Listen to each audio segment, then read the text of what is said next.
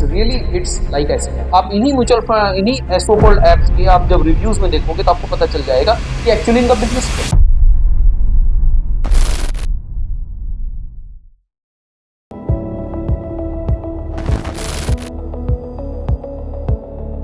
आजकल बड़ा ये देखने को मिल रहा है कि कुछ ऐप्स ये प्रमोट कर रहे हैं कि check your mutual fund portfolio, check your mutual fund health, is it green, red और 10 स्कोर आउट ऑफ 9 स्कोर और व्हाट पता नहीं और क्या क्या ये सही है?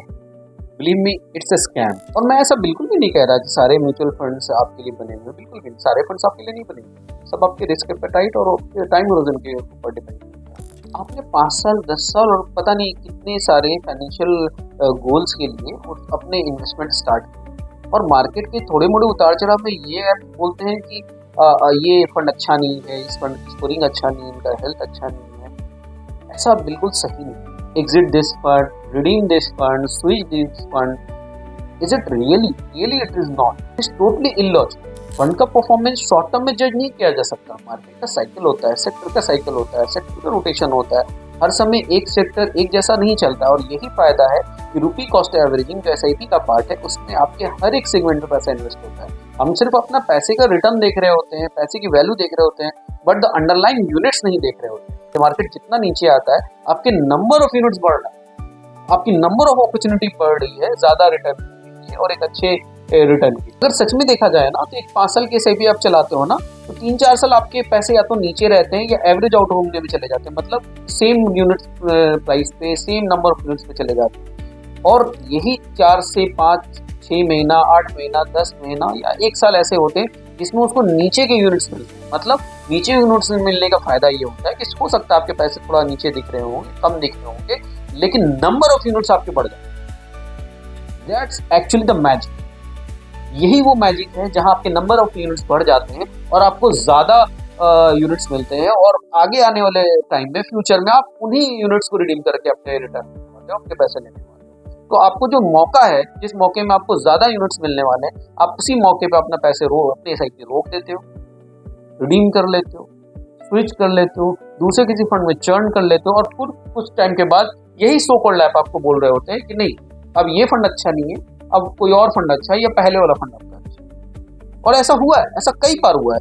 आप इन्हीं म्यूचुअल फंड, इन्हीं सो कॉल्ड एप्स के आप जब रिव्यूज में देखोगे तो आपको पता चल जाएगा कि एक्चुअली इनका बिजनेस क्या है। ये नया बिजनेस में इंटरेस्टेड नहीं है, नए किसी को समझाने में इंटरेस्टेड नहीं है, ये एग्जिस्टिंग बंदे को कंफ्यूज करने में ज्यादा है ताकि आप वहां से निकल के इनके पास आ जाए और इनके थ्रू इन्वेस्ट करें और इन्वेस्ट करने के बाद फिर कुछ टाइम पे ये आपको बोलेंगे कि चर्न योर पोर्टफोलियो चेंज कीजिए, ये फंड अच्छा नहीं है, वो फंड अच्छा नहीं है, और आपको एक नॉमिनल चार्ज भी करेंगे। आपको सुनने में और देखने में तो नॉमिनल लगेगा, बट वो एक्चुअली उसी के लिए काम करते हैं। इनको आपके लॉन्ग टर्म वेल्थ क्रिएशन से, आपके फाइनेंशियल गोल से कोई लेना देना नहीं होता है। और आपको बुरा लगेगा, कुछ दिन के बाद आप उस ऐप को डिलीट कर दोगे, एक रिव्यू खराब सा दे दोगे, लेकिन आपकी पूरी की पूरी फाइनेंशियल जर्नी बर्बाद। सिंपल है, सिर्फ आपका एसआईपी अमाउंट डाल के, आपके एग्जिस्टिंग इन्वेस्टर पोर्टफोलियो अपलोड करके वो ये बता ही नहीं सकता कि उसका हेल्थ कैसा है।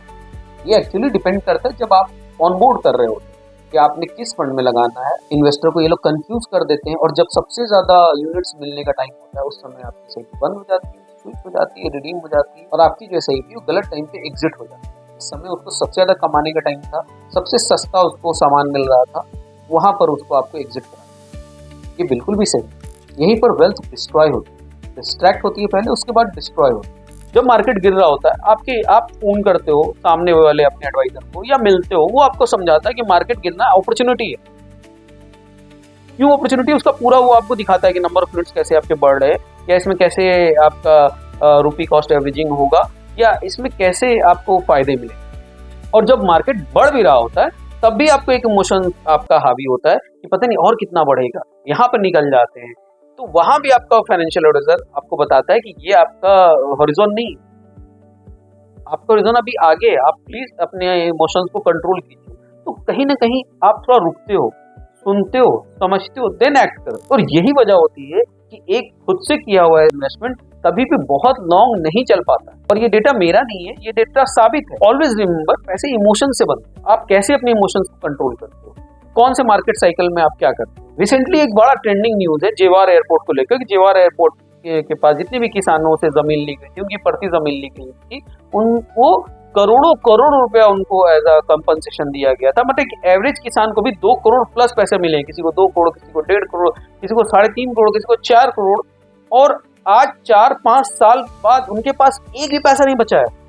मतलब उस पैसे से उनके बच्चों ने आईफोन भी ले लिया। मैंने एक वीडियो देख रहा था, उसमें देखो उसने आईफोन तो ले लिया है, अब उसका कवर लगाने के लिए, उसका स्क्रीन चेंज करने के लिए उसके पास पैसे नहीं, एक भी पैसा किसी के पास बचा नहीं है। लोग जुआ खेल रहे हैं। अगर आपको सच में अपना पोर्टफोलियो समझना है या बनाना है, तो किसी लॉन्ग टर्म एडवाइजर के साथ आप जुड़िए, उनकी समझिए, अपनी चीजें शेयर कीजिए और समझिए कि वो क्या समझाना चाह रहे हैं, ना कि सिर्फ कुछ स्कोर्स पे अपना डिसीजन लीजिए।